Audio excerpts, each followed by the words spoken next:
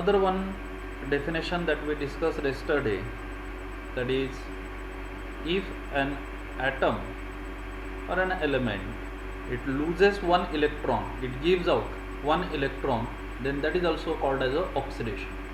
Okay, then we discussed about the definition of reduction, that is, if hydrogen combines or oxygen is given out, that chemical reaction is called as a reduction reaction.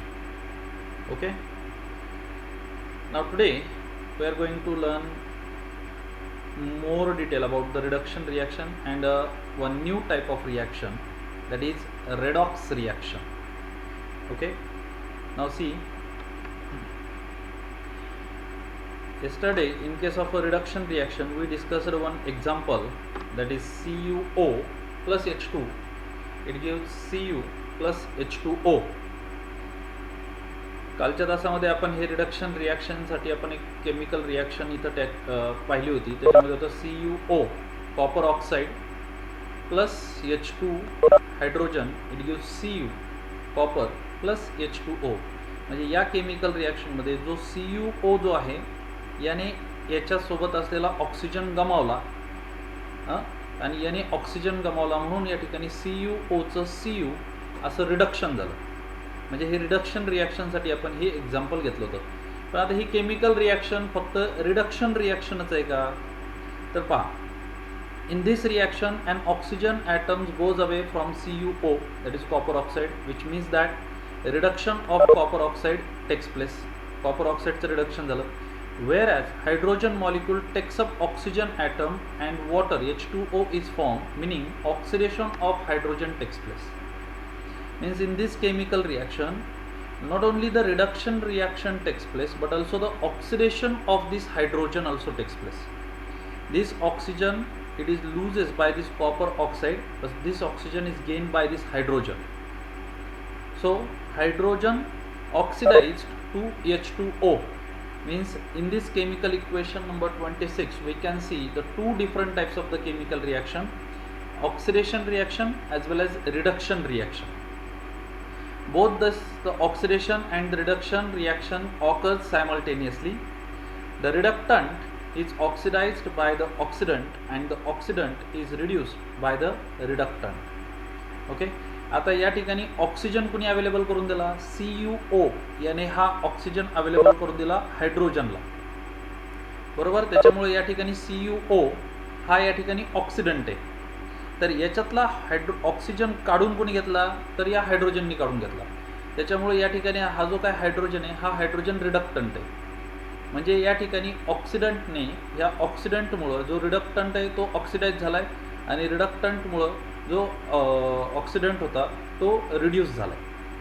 म्हणजे in this chemical reaction oxidation and the reduction both the chemical reaction takes place simultaneously. Okay, due to these characteristics of the reduction and oxidation reaction, a single term, a redox reaction, is used in place of the two terms. So the chemical reaction in which oxidation and the reduction reaction takes place simultaneously, that chemical reaction is called as a redox reaction. तर ही एक नवीन प्रकारची जी chemical reaction आहे. आपण ज्या chemical रिॲक्शनच्या type बघतोय मागच्या काही तासापासून, तर ही एक केमिकल रिॲक्शनची टाईप या ठिकाणी आपल्या लक्षात येईल, redox reaction. The chemical reaction in which oxidation and the reduction both takes place simultaneously, that chemical reaction is called as a redox reaction. Okay, now see, use your brain power. Some more examples of redox reactions are as follows. Identify the reductant and oxidant from this. याच्यातून रिडक्टंट आणि oxidant काय करायचे आपल्याला choose करायचे. Okay, बघा आता इथे use your brain power मध्ये आपल्याला या ठिकाणी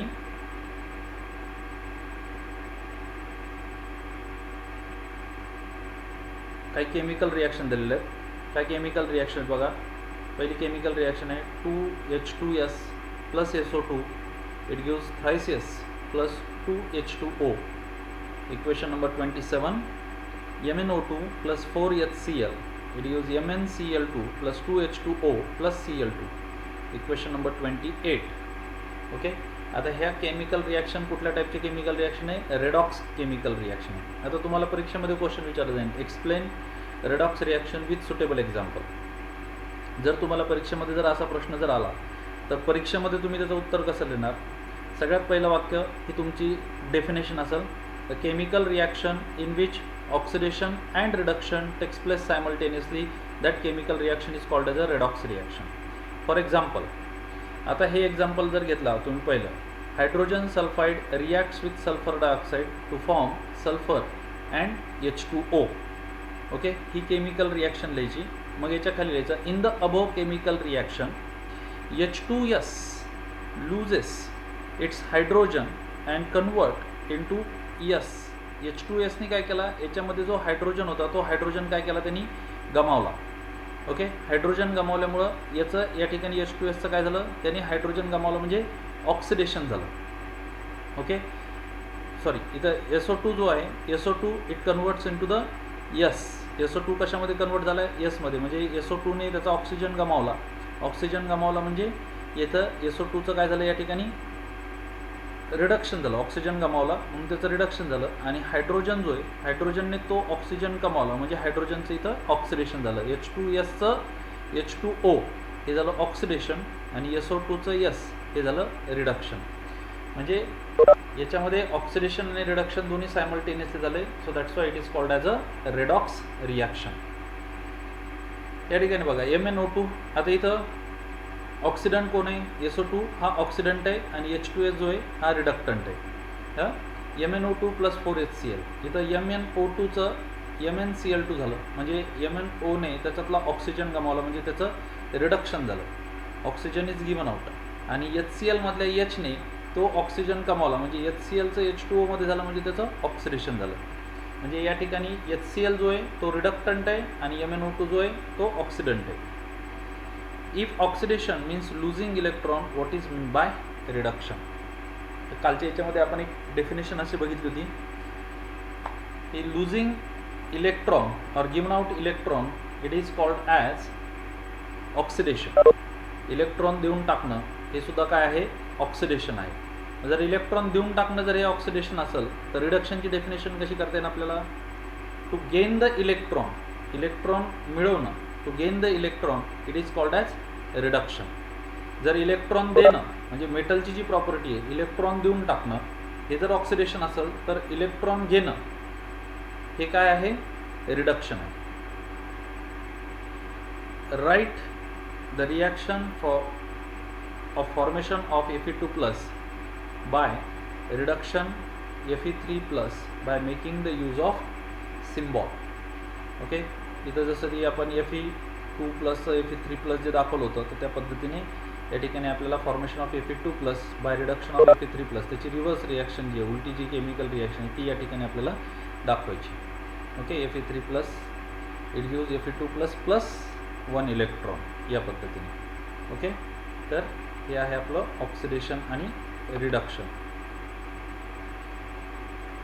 ओके, बघा, think about it. The lustre of the surface of aluminium utensils in the house is lost after a few days. Why does this happen? Okay, असं का होतं? एखाद्या याचा जो लस्टर आहे ते लस्टर जर आपण गमावलं ॲल्युमिनियम युटेन्सिलचं तर ॲल्युमिनियम त्याचं लस्टर कशामुळे गमावतो? तर ॲल्युमिनियम जो आहे it reacts with the oxygen present in the air and forms a aluminium oxide. एक ॲल्युमिनियम ऑक्साईडची लेअर त्याच्यावरती करतो, त्याच्यामुळे त्याच्यावरचं लस्टर निघून जातो किंवा कुठल्या पदार्थाची जी चकाकी निघून जाते ते react with the different gases present in the air and form their compound or a layer on it. Okay, because of this they loses their luster. Okay, when we scrub this layer from this surface then they are again shine. When the positive charge on an atom or an ion increases or the negative charge on them decreases it is called as oxidation. जेव्हा positive charge जर वाढला त्याला म्हटलेले oxidation म्हणजे एखादा electron त्यांनी गमावला. And when the positive charge decreases or the negative charge increases it is called as a reduction. Okay, म्हणजे Fe2+ Fe3+ झालं तर हे ऑक्सिडेशन झालं आणि Fe3+ जर Fe2+ झालं तर हे रिडक्शन झालं. म्हणजे इलेक्ट्रॉन जर का डोनेट झाला म्हणजे पॉझिटिव्ह चार्ज जर का वाढला तर ते ऑक्सिडेशन, आणि निगेटिव्ह चार्ज किंवा पॉझिटिव्ह चार्ज जर कमी झाला किंवा निगेटिव्ह चार्ज जर वाढला तर हे झालं reduction. Redox reaction takes place during a cellular respiration. Here the molecule of enzyme called as a cytochrome C oxidize helps the transport of electron to bring about this reaction. For more information refer the life processes in the living organism. Life processes chapter आपल्याला science part 2 मध्ये, तर त्याच्यामध्ये आपण याच्याबद्दल बघू. त्या ठिकाणी मी तुम्हाला परत एकदा प्रश्न विचारेल की ही ऑक्सिडेशन रिॲक्शन आहे का रिडक्शन रिॲक्शन आहे, ठीक आहे. हां, सध्या तात्पुरतं आय होप तुमच्या हे ऑक्सिडेशन आणि रिडक्शन ही कन्सेप्ट नव्याने परत एकदा व्यवस्थित लक्षात आली असेल, ठीक आहे. Okay, now let us see the next part of this chapter, that is corrosion. त्याच्यातला नेक्स्ट पार्ट जो आहे तो आहे करोजन. ट्राय दिस apparatus, 4 test tube, 4 small iron nail, rubber cork, etc. Okay, 4 test tube दिसतात इथं चित्रामध्ये तुम्हाला दिसतात. ही पण एक महत्त्वाची ॲक्टिव्हिटी आहे आपल्या ॲक्टिव्हिटी शीटसाठी, की जी ह्या ॲक्टिव्हिटीमध्ये आपल्याला काही प्रश्न विचारलेले आहेत. आणि ह्या ॲक्टिव्हिटी असंच असे ही डायग्राम देते 3.7 तुम्हाला, आणि त्याच्यावरती काही प्रश्न वगैरे विचारतील ज्याचे उत्तर तुम्हाला द्यायचे. आपल्या ॲक्टिव्हिटी शीटसाठी हे तितकंच महत्त्वाचं आहे.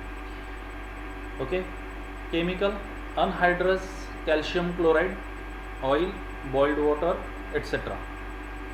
Okay, procedure. Place the 4 test tube on a test tube stand. Test tube स्टँडवरती अशा पद्धतीने 1 2 3 4 या टेस्ट ट्यूब ठेवायच्यात. Take some boiled water in 1 test tube and put an oil layer on it. पहिल्या टेस्ट ट्यूबमध्ये काय, प्रत्येक टेस्ट ट्यूबमध्ये इथं आयर्न नेल आहेत बघा. पहिल्या टेस्ट ट्यूबमध्ये वॉटर टाकलेलं आहे, put some water in it and form a oil layer on it. त्याच्यावरती एक ऑइल लेअर तयार केलेली आहे, म्हणजे वरती ऑइल टाकले की जे ऑटोमॅटिकली तरंगल वरती. Take some salt water in the second test tube. दुसऱ्या टेस्ट ट्यूबमध्ये सॉल्ट वॉटर आहे, सॉल्टी वॉटर त्याच्यामध्ये घेतलेले. Let there be only air in the third test tube. Third test ट्यूबमध्ये काहीच टाकायचं नाही, फक्त एअर आहे, हवा आहे. Take some anhydrous calcium chloride in the fourth test tube. Fourth test ट्यूबमध्ये अनहायड्रस कॅल्शियम क्लोराइड आहे. इथं हे चौथ्या टेस्ट ट्यूबमध्ये हे जे दिसतंय तुम्हाला हे अनहायड्रस कॅल्शियम क्लोराइड आहे. Anhydrous calcium chloride in the fourth test tube. Place small iron nail in every test tube. चारही टेस्ट ट्यूबमध्ये एक छोटा आयर्न नेल म्हणजे खिळा टाकायचा आपल्याला चारही टेस्ट ट्यूबमध्ये. Place a small iron nail in every test tube. Close the fourth test tube with a rubber cork. चौथी जी टेस्ट ट्यूब आहे, चौथी टेस्ट ट्यूब काय केली आपण इथं बंद केलेली. Okay, close the 4 test tube with a rubber cork. Let all the 4 test tube remain unattended for a few days. काही दिवसासाठी, काही काळासाठी त्यांना अजिबात डिस्टर्ब करायचं नाही. जशा आहेत तशा टेस्ट ट्यूब त्या ठिकाणी त्या ठेवायच्या. ओके, परत एकदा समजून घ्या काय केलं आपण. 4 टेस्ट ट्यूब घेतलेल्या आहेत, 4 टेस्ट ट्यूब आहेत. आता इथून आपल्याला ॲक्टिव्हिटी करता नाही येणार आहे, तर थोडक्यात समजून घ्या काय केलं आपण. 4 टेस्ट ट्यूब आहेत.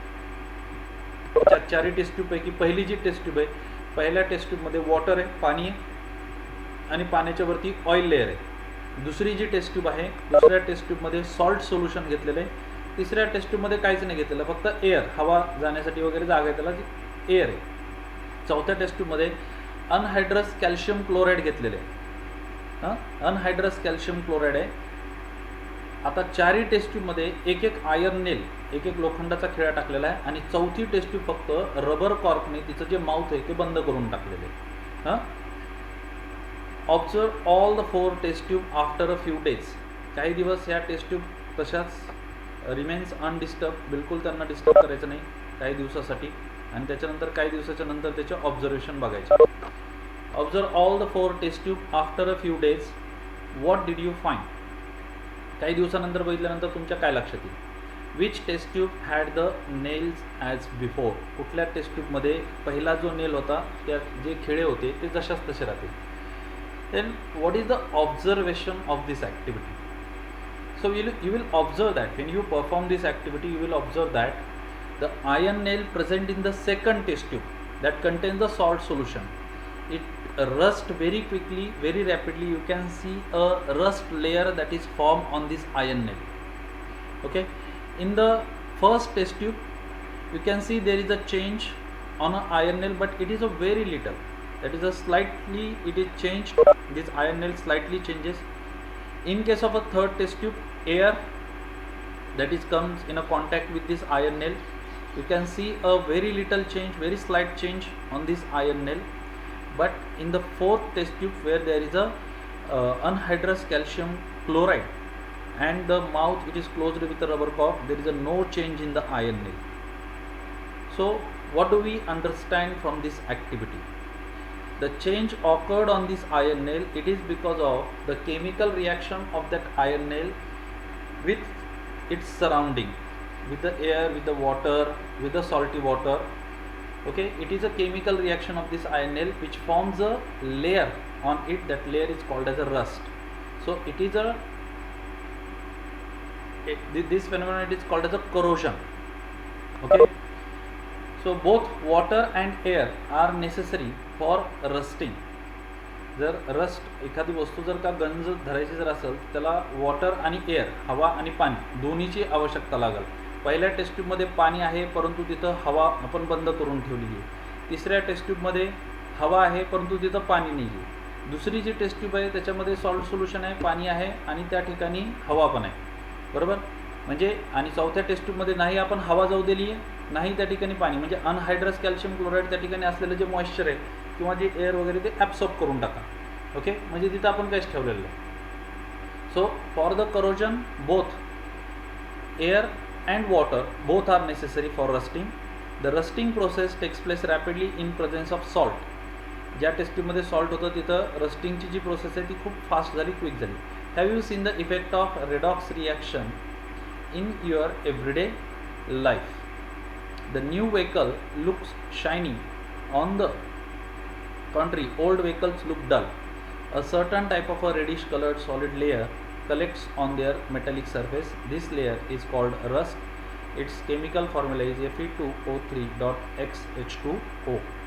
Okay, so generally आपल्या दैनंदिन जीवनामध्ये सुद्धा आपल्याकडे बरेचसे आयर्न आर्टिकल वगैरे असतात, आपल्या खिडक्यांच्या ग्रिल असतात, काही गेट असतात. तर ज्या ठिकाणी सतत पाण्याचा किंवा हवेचा संपर्क येतो त्या ठिकाणच्या लोखंडाच्या ज्या वस्तू असतात त्या गंजतात, त्यांच्यावरती एक रेडिश लेअर तयार होते. It is called as a rust, त्याला रस्ट असं म्हणायचं. आणि हा रस्टचा मॉलिक्युलर फॉर्म्युला आहे जो तुम्हाला फिल इन द ब्लँक्समध्ये किंवा मी तो को रिलेटेड टर्म वगैरे जे क्वेश्चन येतात त्याच्यामध्ये हा विचारला होतो, Fe2O3.XH2O. ओके, हे एक्स हा जो काही नंबर आहे हा व्हॅरी होऊ शकतो, हा चेंज होऊ शकतो. इथं 10, 5 वगैरे अशी संख्या येते. ओके, तेवढे त्याच्यामध्ये वॉटर पार्टिकल असते. Okay, the rust on iron does not form by a simple reaction of oxygen with iron surface. आता जनरली तुम्ही जर का या ठिकाणी जर बघितलं तर तुम्हाला असं वाटेल की iron combines with the oxygen two form iron oxide, that is rust. Iron oxygen बरोबर कंबाईन झाला, आयर्न आणि ऑक्सिजन एकमेकांसोबत केमिकली रिॲक्ट झाले आणि आयर्न ऑक्साईड म्हणजे गंज तयार झाला. तर ही इतकी सिम्पल प्रोसेस नाही आहे. The rust is form by an electrochemical reaction. Rust जी तयार होते ही सिम्पल केमिकल रिॲक्शन नाही आहे, it is a electrochemical reaction. ही एक इलेक्ट्रोकेमिकल रिॲक्शन आहे. Different regions on the surface of iron becomes anode and cathode. आता या कंटेंटकडं थोडंसं लक्षपूर्वक पहा. याच्यावरती आपल्याला 2 महत्त्वाचे प्रश्न आहेत आणि ते दोन्ही प्रश्न आपल्याला 3-3 मार्कासाठी विचारले जातात. आता जे तुम्हाला हे समोर जे दिसतात ह्या वेगवेगळ्या केमिकल रिॲक्शन आहेत की ज्या केमिकल रिॲक्शन रस्टिंगसाठी झालेल्या आहेत. म्हणजे आयर्न ज्यावेळेस रस्ट होतं त्यावेळेस या इलेक्ट्रोकेमिकल रिॲक्शन या ठिकाणी झालेल्या आहेत. बघा, different regions on the iron surface. Iron सरफेसवरती असणारे जे डिफरंट रिजन आहेत ते काही ॲनोड म्हणून काम करतात तर काही कॅथोड म्हणून काम करतात. तुम्ही जर एक्सरसाइजमध्ये जर पाहिलं तर एक्सरसाइजमध्ये सुद्धा या ठिकाणी याच्यावरची जी काही आयर्न रस्टिंगची केमिकल रिॲक्शन दिलेली क्वेश्चन नंबर 5 मध्ये दिलेलं आहे. बघा, 5वा जो क्वेश्चन आहे ती सुद्धा हीच केमिकल रिॲक्शन आपल्याला एक्सप्लेन करण्यासाठी सांगितलेली. आणि आपल्या ॲक्टिव्हिटी शीटमध्ये ही केमिकल रिॲक्शन म्हणजे हा जो पूर्ण पॅराग्राफ तुम्हाला दिसतोय हा पूर्ण पॅराग्राफ दिलेला असेल आणि याच्यामध्ये काही ब्लँक स्पेसेस दिलेले असतील, म्हणजे बॉक्स केलेले असतील आणि त्या बॉक्समध्ये तुम्हाला ते काही आकडे भरायचे. समजा जसं जर या ठिकाणी जर का बॉक्स केलेला असेल तर इथं 4E हे तुम्हाला त्या बॉक्समध्ये टाकायचं आहे. या ठिकाणी जर का बॉक्स केलेला असेल तर 2Fe3+ असं टाकायचं आहे. तर हा प्रश्न किमान तुम्हाला त्या ठिकाणी 3 मार्कासाठी विचारला जातो. ओके, तर आता याच्याकडं थोडंसं केअरफुली बघा. म्हणजे आपण काय बघतोय, आपण बघतोय करोजनमध्ये आपण रस्टिंग ऑफ आयर्न बघतोय. रस्टिंग ऑफ आयर्न म्हणजे काय, the when iron article comes in a contact with the moisture and air it rust. Molecular formula of rust is Fe2O3.XH2O. But the rusting of iron, it is not a simple chemical reaction, it is a electrochemical reaction in which the different surfaces of iron they behaves or act like anode and cathode. जे वेगवेगळे region आहे ते anode आणि cathode म्हणून त्या ठिकाणी काम करतात. बरोबर. आता बघू आपण. पहिलं बघा, Fe is oxidized to Fe2+ in the anode region.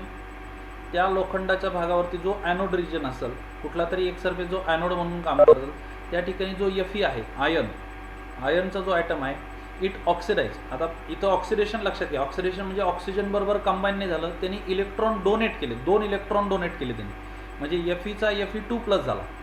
बरोबर. इट लुजेस इट्स इलेक्ट्रॉन त्यांनी डोनेट केले, लूज केले, त्याच्यामुळे Feचं ऑक्सिडेशन झालं Fe2+, पॉझिटिव्ह चार्ज वाढला, +2 इलेक्ट्रॉन काय झाले या ठिकाणी सेपरेट झाले, जे ह्या Feने डोनेट केलेले. O2 is reduced to form a water in the cathode region. जो कॅथोड रिजन म्हणून ॲक्ट करत असेल जो भाग, त्या ठिकाणी O2 इज रिड्यूस्ड. O2चं या ठिकाणी काय झालं, रिडक्शन झालं. या ठिकाणी बघा O2 + 4H + 4 इलेक्ट्रॉन या ठिकाणी असणारा जो काही कॅथोड रिजन म्हणून काम करते, तिथं जो ऑक्सिजन आहे हवेतला, it react with the hydrogen. 4H+, 4 hydrogen plus सोबत तो रिॲक्ट झाला, +4 इलेक्ट्रॉन. हे 4 इलेक्ट्रॉन असल्यामुळे या ठिकाणी जे हायड्रोजन आहे हा हायड्रोजन H2 असा झाला, आणि ह्या O2 it is reduced to H2O. म्हणजे या ठिकाणी ऑक्सिजनचं रिडक्शन झालं आणि तो H2O या फॉर्ममध्ये तयार झाला.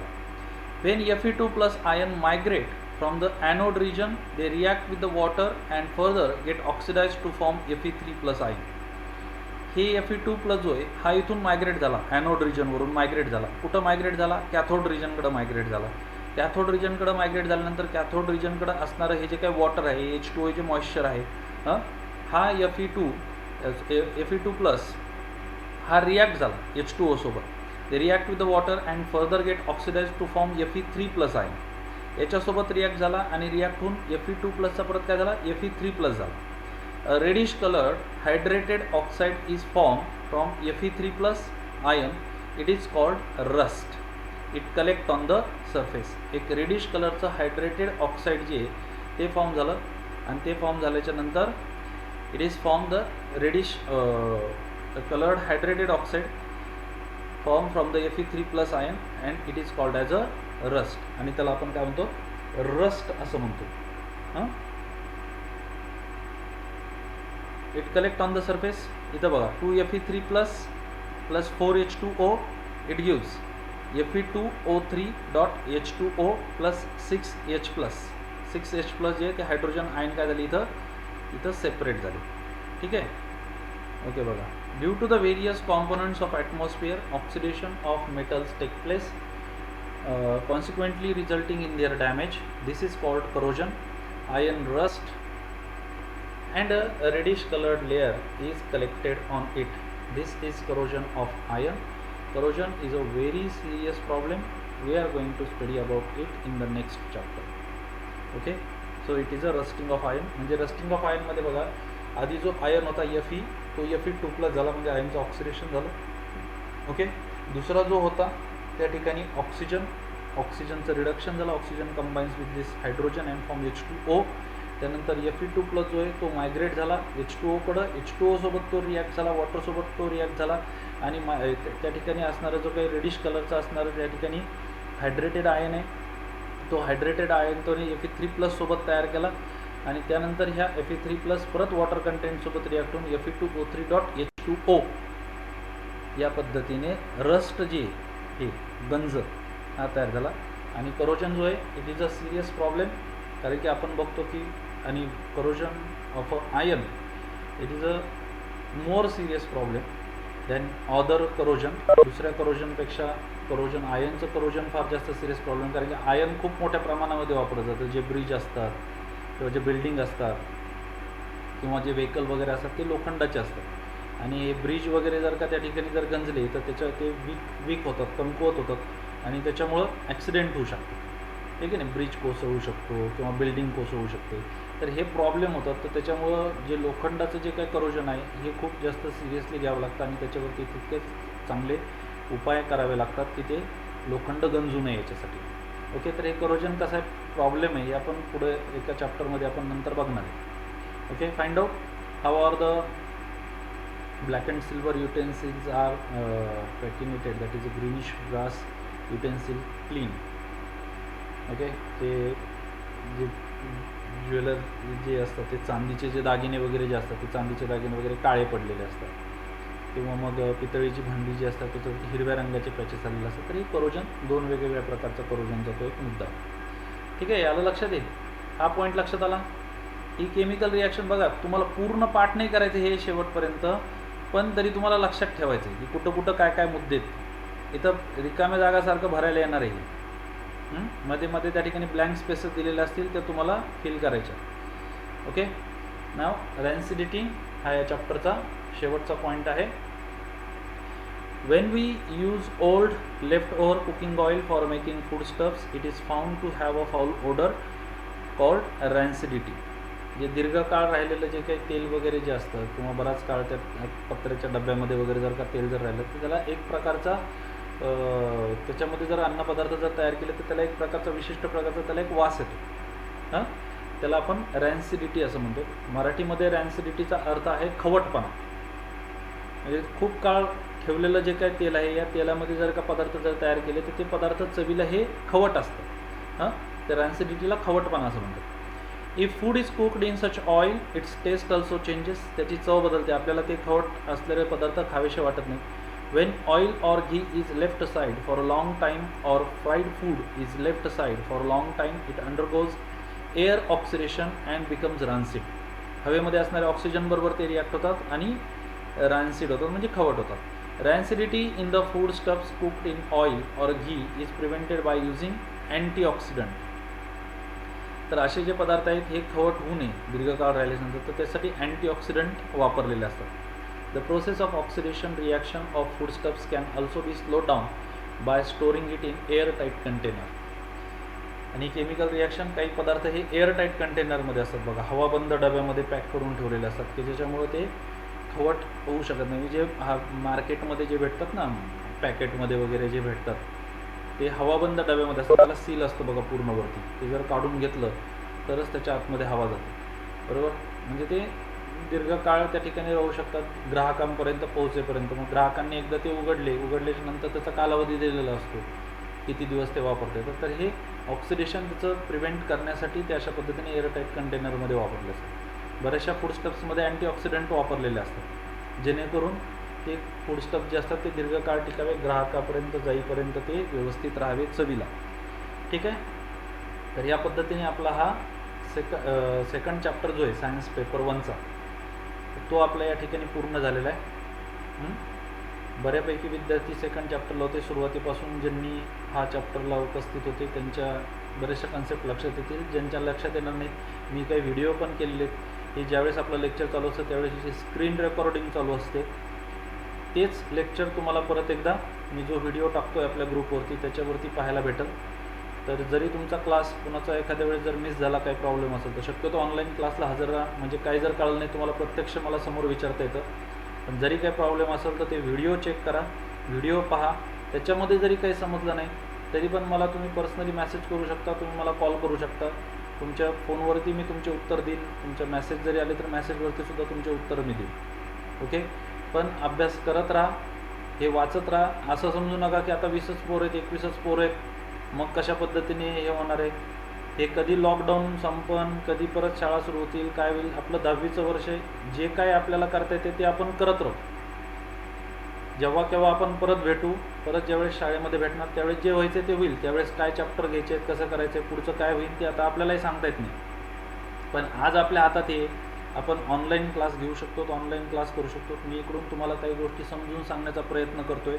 भले मी समोरासमोर असताना जसं सांगत होतो, भले पटकन तुम्हाला कोणाला विचारता येत नसेल पण तरीसुद्धा एक आपण प्रयत्न करतो आहे. तुम्ही हे वाचा, व्यवस्थित वाचा. मी दररोज काही ना काहीतरी होमवर्क देतो आहे, तो करून बघा, तो लिहून पहा.